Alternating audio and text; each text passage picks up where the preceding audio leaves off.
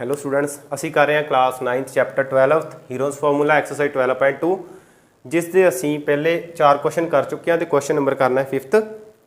ਦੇਖਦੇ ਹਾਂ ਕਿ ਕੁਐਸਚਨ 5th ਵਿੱਚ ਸਾਡੇ ਕੋਲ ਕੀ ਗਿਵਨ ਹੈ। ਦਿੱਤਾ ਹੈ ਕਿ ਇੱਕ ਸਮ ਚਤੁਰਭੁਜ ਆਕਾਰ ਘਾਹ ਦੇ ਖੇਤ ਵਿੱਚ 11 ਗਊਆਂ ਜਿਹੜੀਆਂ ਆਮ ਤੇ ਚਰਨ ਲਈ ਘਾਹ ਹੈ। ਸੋ ਸਭ ਤੋਂ ਪਹਿਲਾਂ ਸ਼ਬਦ ਦੇ ਕੋਲ ਜਿਹੜਾ ਸ਼ਬਦ ਆਉਂਦਾ ਹੈ ਉਹ ਹੈ ਸਮ ਚਤੁਰਭੁਜ। ਸਮ चतुर्भुज सो जिसनों असी कहते हाँ रोमबस। सो सब तो पहला हुण रोमबस के बारे पता होना चाहिए। जो तक रोमबस के बारे नहीं पता है या सम चतुर्भुज बारे नहीं पता तो असी सवाल जिहड़ा वो नहीं कर सकते। सो सम चतुर्भुज दो शब्दों का साडे कोल मेल है। चतुर्भुज का मतलब तो सानूं पता है कि जिस दियां 4 भुजावां या 4 साइड्स होण ते इनक्लोज्ड एक फिगर होवे वो साडे कोल चतुर्भुज हुंदी है। हुण सम का मतलब की होया कि एक बराबर भुजावां वाली जिहड़ी चतुर्भुज होएगी साडे कोल सम चतुर्भुज जिहड़ी साडे कोल होवेगी। सो इस तरह असीं एक सम चतुर्भुज पहलां बना लैंदे हां।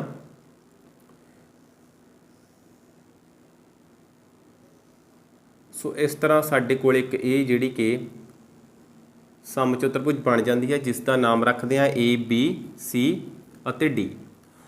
फिर साडे कोल स्टेटमेंट दी गई है कि इस 11 गऊआं जिहड़ियां ने कि 18 काउस जिहड़ियां ने ग्रेज जिहड़ा कि कर रही ने घाह चा रही ने। ਅਤੇ जेकर इस समांतर चतुर्भुज की हरेक भुजा 30 मीटर होवे। सो ये जिहड़ी समांतर चतुर्भुज है साडे कोल इसकी जिहड़ी हरेक साइड है साडे कोल ईच साइड जिहड़ी है इसकी वो कितनी है 30 सेंटीमीटर। सो 30 मीटर सॉरी ये भी साडे कोल 30 मीटर है, ये भी 30 मीटर है, ये साइड भी साडे कोल 30 मीटर है साडे कोल। सो ये भी 30 मीटर है। सो इस तरह एक ग्रास फील्ड जिहड़ी फील्ड है जिहड़ा साडे कोल एक सम चतुर्भुज के आकार का है जिसकी हरेक भुजा साडे कोल 30 मीटर दी गई है। अते नाल दिता कि एक वड्डा विकर्ण 48 मीटर है। सो इत्थे लिखते हैं असीं। सो जो साडे कोल विकर्ण है वो दिता है 48 मीटर। हुण विकर्ण जां डायगनल इस दे बारे पता होना जरूरी है कि डायगनल की हुंदा है। जदों तक विकर्ण जां डायगनल का नहीं पता होएगा तो असीं सम दे विच अपना विकर्ण जिहड़ा उही लभदे रहांगे। सो जदों भी असीं दो सन्मुख सिखरां नूं आपस विच मिलाउंदे हां तां साडे कोल जिहड़ा विकर्ण है वो तैयार हो जाता है। हुण शब्द वरतिया सी सन्मुख सिखर जां ओपोजिट वर्टैक्स। सो हुण जदों तक वर्टैक्स जां सिखरां दा नहीं पता फिर पंगा पै गया साडे कोल, ठीक है ना, कि साडे कोल वर्टैक्स नहीं पता तो डायगनल फिर रह गया साडा। सो ये हुंदा कि देखो ए बी सी डी इस दे 4 वर्टैक्स जां 4 सिखर हैं, इन्हां नूं असीं 4 सिखर जां वर्टैक्स बुलाउंदे हां। सो जो ए दे सामने देखो सी है, ए नूं सी नाल मिलावांगे तो साडे कोल एक विकर्ण बन जाएगा, बी नूं डी नाल मिलावांगे तो साडे कोल एक दूजा विकर्ण बन जाएगा। हुण दोवां चों वड्डा विकर्ण साडे कोल क्या गया सीगे वड्डा विकर्ण जां लार्ज डायगनल जिहड़ा है 48 मीटर है। सो जो साडे कोल बन रहा है जो असीं बी नूं डी नाल मिलाउंदे हां तो ये साडे कोल है 48 मीटर। हुण देखो जदों साडे कोल विकर्ण बन गया तो साडे कोल जिहड़े सम चतुर्भुज आकार दा ग्रास फील्ड सी तो वो साडे कोल 2 त्रिभुजां दे विच जिहड़ा कि वंडिया जांदा है। सो एक त्रिभुज साडे कोल ये आ गई तो दूसरी साडे कोल ये आ गई। सो दोवें त्रिभुज देखो 30 मीटर साइड हैं, 30 मीटर साइड है तो 48 तीसरी साइड है, मतलब कि दोवें त्रिभुज जिहड़े साडे कोल बराबर आकार दे होणगे। सो फिर साडे कोल लिखिया है तो हरेक गऊ दे चरण लई इस घाह दे खेत का कितना खेत्रफल जिहड़ा हिस्से आवेगा। मतलब कि साडे कोल काउस जां गऊआं वो कितनियां हन 18 तो असीं ये दसना है कि एक गऊ जिहड़ी आ वो किन्ने खेतां दे विच जिहड़ा कि चर सकदी है। सो इस दे लई सब तो पहलां सानूं इसका खेत्रफल चाहीदा है जो साडे कोल सम चतुर्भुज आकार दा फील्ड दिता गया है। सो इसलिए असीं लिखते हैं सम चतुर्भुज ए बी सी डी दा खेत्रफल बराबर है खेत्रफल त्रिभुज ए बी डी प्लस त्रिभुज बी सी डी बराबर होएगा साडे कोल 2 खेत्रफल 2 त्रिभुज ए बी डी। सो हुण देखो एक ही मैं लिखा, इस तो बाद मैं लिखता कि 2 ए बी डी, इसका मतलब की है। सो ध्यान नाल समझो क्योंकि खेत्रफल ਤ੍ਰੈਭੁਜ ABD ਬਰਾਬਰ ਹੈ ਖੇਤਰਫਲ ਤ੍ਰੈਭੁਜ BCD। ਸੋ ਜਦੋਂ ਸਾਡੇ ਕੋਲ ਦੋਵੇਂ ਹੀ ਖੇਤਰਫਲ ਬਰਾਬਰ ਹੋਣਗੇ ਤਾਂ ਅਸੀਂ ਕੀ ਕਰਦੇ ਹਾਂ, ਇਸ ਜਗ੍ਹਾ 'ਤੇ ਧਿਆਨ ਨਾਲ ਦੇਖੋ, ਅਸੀਂ ਲਿਖਦੇ ਹਾਂ ਖੇਤਰਫਲ ਤ੍ਰੈਭੁਜ ABD ਪਲੱਸ ਹੁਣ BCD ਕਿਹਦੇ ਬਰਾਬਰ ਹੈ ABD ਦੇ, ਮੈਂ ਇਸ ਦੀ ਜਗ੍ਹਾ ਤੇ ਵੀ ਕੀ ਲਿਖਤਾ ਤ੍ਰੈਭੁਜ ABD। ਹੁਣ ਦੇਖੋ ABD ਕਿੰਨੀ ਵਾਰੀ ਆ ਗਿਆ, 2 ਵਾਰੀ, ਇੱਥੇ ਆ ਗਿਆ 2 ਖੇਤਰਫਲ ਤ੍ਰੈਭੁਜ ABD। ਸੋ ਕਲੀਅਰ ਹੋ ਗਿਆ ਨਾ ਸਾਡੇ ਹੁਣ। ਸੋ ਜਦੋਂ ਵੀ ਸਾਡੇ ਕੋਲ ਇਸ ਤਰ੍ਹਾਂ ਦੋ ਤ੍ਰੈਭੁਜ ਬਰਾਬਰ ਹਨ ਤਾਂ ਅਸੀਂ ਇੱਕ ਤ੍ਰੈਭੁਜ ਦਾ ਖੇਤਰਫਲ ਕੱਢਣਾ ਹੈ, ਜਾਂ ਤਾਂ ਉਸਨੂੰ 2 ਵਾਰੀ ਜੋੜ ਲੈਣਾ ਹੈ ਅਸੀਂ, ਜਾਂ ਫਿਰ ਅਸੀਂ ਉਸਨੂੰ 2 ਨਾਲ ਗੁਣਾ ਕਰ ਦੇਣੀ ਹੈ, ਤਾਂ ਸਾਡੇ ਕੋਲ ਸਾਰੀ ਜਿਹੜੀ ਫਿਗਰ ਹੋਵੇਗੀ ਉਸ ਦਾ ਖੇਤਰਫਲ ਜਾਂ ਏਰੀਆ ਜਿਹੜਾ ਹੈ ਉਹ ਪ੍ਰਾਪਤ ਹੋ ਜਾਵੇਗਾ।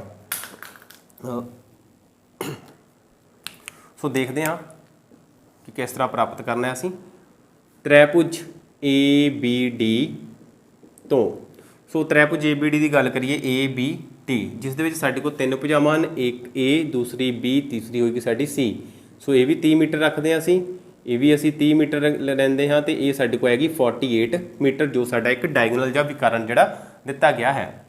ਸੋ ਸਾਡੇ ਕੋਲ ਆ ਗਿਆ ਸਭ ਤੋਂ ਪਹਿਲਾਂ S 30 + 30 + 48, so divide by 2 centimetre. So S ਸਾਡੇ ਕੋਲ ਕੀ ਹੁੰਦਾ ਹੈ P/2। ਸੋ ਪੈਰੀਮੀਟਰ ਕੀ ਹੁੰਦਾ ਹੈ ਕਿ ਜਦੋਂ ਤਿੰਨੋਂ ਹੀ ਭੁਜਾਵਾਂ ਨੂੰ ਜੋੜ ਦਿੱਤਾ ਜਾਂਦਾ ਹੈ ਤਾਂ ਸਾਡੇ ਕੋਲ ਪੈਰੀਮੀਟਰ ਜਿਹੜਾ ਉਹ ਪ੍ਰਾਪਤ ਹੁੰਦਾ ਹੈ। ਸੋ ਇਸ ਲਈ S ਸਾਡੇ ਕੋਲ ਆਉਂਦਾ ਹੈ 30 60 ਤੇ 108 ਆ ਗਿਆ ਸਾਡੇ ਕੋਲ 108/2 ਸੈਂਟੀਮੀਟਰ। 2 1 2 5 2 10 ਤੇ 2 4 8। ਸੋ S ਸਾਡੇ ਕੋਲ ਆ ਗਿਆ 54 ਸੈਂਟੀਮੀਟਰ।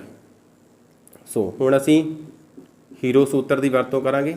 ਹੀਰੋ ਸੂਤਰ ਤੋਂ ਤ੍ਰੈਭੁਜ ABD ਦਾ ਖੇਤਰਫਲ, ਸੋ ਕੀ ਹੋਏਗਾ ਸਾਡੇ ਕੋਲ ਬਰਾਬਰ S S - A S - B S - C।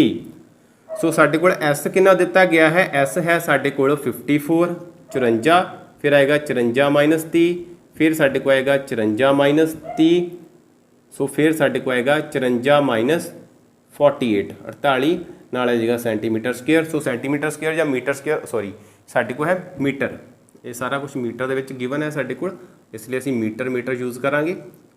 ਸੋ ਜਦੋਂ ਵੀ ਖੇਤਰਫਲ ਕੱਢਣਾ ਹੈ ਤਾਂ ਹਮੇਸ਼ਾ ਮੀਟਰ ਸੈਂਟੀਮੀਟਰ ਕੁਝ ਵੀ ਦਿੱਤਾ ਹੋਵੇ ਸਾਡੇ ਕੋਲ ਸਕੁਅਰ ਦੇ ਵਿੱਚ ਹੀ ਆਉਣਾ ਹੈ।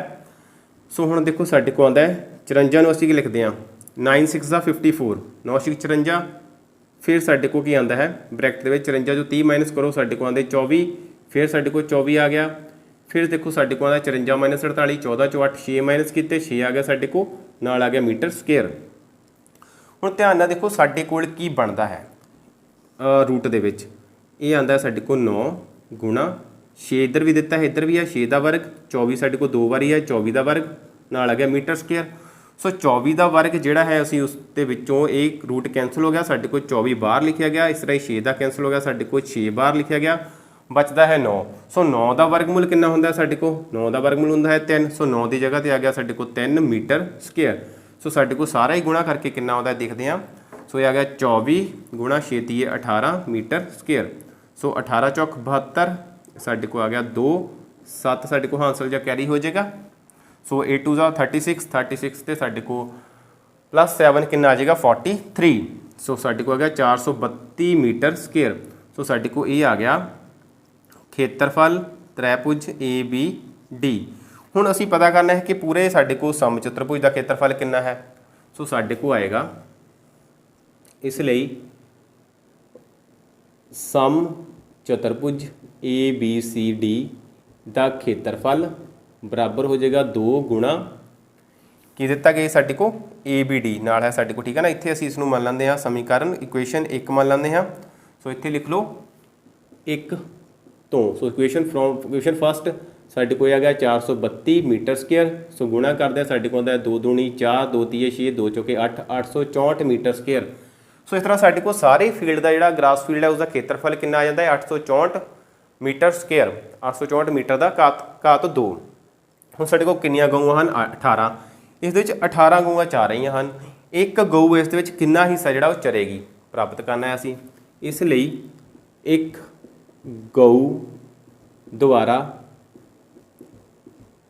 ਚਰਿਆ ਜਾਂਦਾ ਖੇਤਰਫਲ। ਸੋ ਦੇਖੋ ਨਾ ਇਹ 18 ਗਊਆਂ ਜਿਹੜੀਆਂ 864 ਮੀਟਰ ਸਕੁਅਰ ਨੂੰ ਚਰ ਰਹੀਆਂ ਨੇ।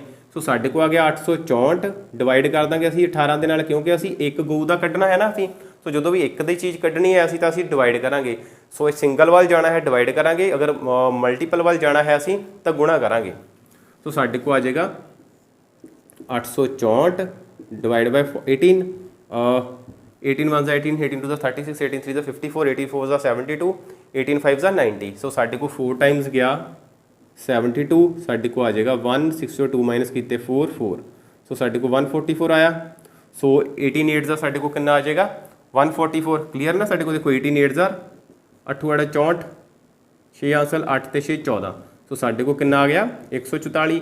ਸੋ ਇਹ ਆ ਗਿਆ ਸਾਡੇ ਕੋਲ 144 ਕ੍ਰੋਸ, ਇਸ ਲਈ ਸਾਡੇ ਕੋਲ ਆਂਸਰ ਕੀ ਆ ਜਾਏਗਾ 48 ਮੀਟਰ ਸਕੁਅਰ। ਸੋ ਇਹਦਾ ਮਤਲਬ ਕਿ ਇੱਕ ਗਊ ਜਿਹੜੀ ਹੈ ਉਹ 48 ਮੀਟਰ ਸਕੁਅਰ 'ਚ ਚਰਦੀ ਹੈ, 2 96 'ਚ ਚਰਨਗੀਆਂ। ਸੋ ਇਸ ਤਰ੍ਹਾਂ ਅਸੀਂ ਇੱਕ ਇੱਕ ਕਰਕੇ ਵਧਾਉਂਦੇ ਜਾਈਏ ਤਾਂ ਸਾਡੇ ਕੋਲ 18 ਗਊਆਂ ਪੂਰੀਆਂ ਹੋ ਜਾਣਗੀਆਂ ਅਤੇ ਖੇਤਰਫਲ ਸਾਡਾ ਜਿਹੜਾ 864 ਜਿਹੜਾ ਮੀਟਰ ਸਕੁਅਰ ਉਹ, ਸੋ ਖੇਤਰਫਲ ਜਿਹੜਾ ਸਾਡੇ ਕੋਲ, ਸੋ ਇਸ ਤਰ੍ਹਾਂ ਸਾਡੇ ਕੋਲ 18 ਗਊਆਂ ਨੇ ਜਿਹੜੀਆਂ ਨੇ ਉਹ ਇਸ ਖੇਤ ਵਿੱਚ ਚਰ ਰਹੀਆਂ ਨੇ, ਜਿਨ੍ਹਾਂ ਵਿੱਚੋਂ ਇੱਕ ਗਊ ਕਿੰਨਾ ਚਰ ਰਹੀ ਹੈ 48 ਮੀਟਰ ਸਕੁਅਰ। ਸੋ ਇੱਕ ਗਊ 48 ਮੀਟਰ ਸਕੁਅਰ ਚਰ ਰਹੀ ਹੈ, ਦੂਸਰੀ 2 ਚਰਨਗੇ ਤਾਂ 96, ਇਸ ਤਰ੍ਹਾਂ 3 ਕਰਾਂਗੇ ਤਾਂ 48, ਫਿਰ ਵਧਾ ਦਾਂਗੇ ਅਸੀਂ। ਸੋ ਇਸ ਤਰ੍ਹਾਂ ਸਾਡੇ ਕੋਲ ਜਿਸ ਤਰ੍ਹਾਂ 18 ਗਊਆਂ ਪੂਰੀਆਂ ਹੋਣਗੀਆਂ ਤਾਂ ਸਾਡੇ ਕੋਲ ਪੂਰੇ ਦਾ ਪੂਰਾ ਖੇਤਰਫਲ 864 ਮੀਟਰ ਸਕੁਅਰ ਜਿਹੜਾ ਹੈ ਉਹ ਪੂਰਾ ਹੋ ਜਾਏਗਾ। ਸੋ ਕੁਐਸਚਨ ਦੇ ਵਿੱਚ ਫਿਰ ਉਹੀ ਗੱਲ ਕਿ ਤੁਹਾਨੂੰ ਸਾਰਾ ਕੰਸੈਪਟ ਜਾਂ ਸਟੇਟਮੈਂਟ ਦੀਆਂ ਜੋ ਟਰਮਸ ਹਨ ਉਹਨਾਂ ਦੇ ਬਾਰੇ ਕਲੀਅਰ ਪਤਾ ਹੋਣਾ ਚਾਹੀਦਾ ਹੈ, ਸਮਚਤੁਰਭੁਜ ਬਾਰੇ, ਤ੍ਰੈਭੁਜ ਬਾਰੇ, ਉਹਨਾਂ ਦੇ ਖੇਤਰਫਲ ਦੇ ਬਾਰੇ। ਸੋ ਸਮਚਤੁਰਭੁਜ ਸੀ ਉਸਨੂੰ 2 ਭਾਗਾਂ ਵਿੱਚ ਵੰਡਿਆ ਗਿਆ ਸੀ ਦੇਖਿਆ ਹੈ। ਸੋ ਤ੍ਰੈਭੁਜ ਬਣੇ ਕਿਸ ਤਰ੍ਹਾਂ ਅਸੀਂ 2 ਨਾਲ ਗੁਣਾ ਕਰਨੀ ਹੈ ਅਤੇ ਕਿਸ ਤਰ੍ਹਾਂ ਅਸੀਂ ਹੀਰੋ ਸੂਤਰ ਫਿਰ ਲਗਾਇਆ ਹੈ ਅਤੇ ਖੇਤਰਫਲ ਪ੍ਰਾਪਤ ਕੀਤਾ ਹੈ, ਅਤੇ ਇੱਕ ਗਊ ਦਾ ਜਿਹੜਾ ਕਿੰਨਾ ਹਿੱਸਾ ਜਿਹੜਾ ਚਰ ਸਕਦੀ ਉਹ ਕੱਢਿਆ ਹੈ। ਸੋ ਉਮੀਦ ਕਰਦਾ ਕਿ ਕੁਐਸਚਨ ਤੁਹਾਨੂੰ ਜਿਹੜਾ ਉਹ ਕਲੀਅਰ ਹੋ ਗਿਆ ਹੋਵੇਗਾ। ਸੋ ਵੱਧ ਤੋਂ ਵੱਧ ਬੱਚਿਆਂ ਤੱਕ ਪਹੁੰਚਾਓ ਤਾਂ ਜੋ ਵੱਧ ਤੋਂ ਵੱਧ ਬੱਚਿਆਂ ਦੀਆਂ ਗਣਿਤ ਸੰਬੰਧੀ ਸਮੱਸਿਆਵਾਂ ਜਿਹੜੀਆਂ ਉਹਨਾਂ ਨੂੰ ਹੱਲ ਕਰ ਸਕੀਏ। ਸੋ ਹਰ ਇੱਕ ਵੀਡੀਓ ਨੂੰ ਪਹਿਲਾਂ ਪ੍ਰਾਪਤ ਕਰਨ ਦੇ ਲਈ ਚੈਨਲ ਨੂੰ ਸਬਸਕ੍ਰਾਈਬ ਕਰ ਲਓ। ਸੋ ਥੈਂਕ ਯੂ, ਮਿਲਦੇ ਹਾਂ ਨੈਕਸਟ ਕਲਾਸ ਦੇ ਵਿੱਚ ਨੈਕਸਟ ਕੁਐਸਚਨ ਦੇ ਨਾਲ।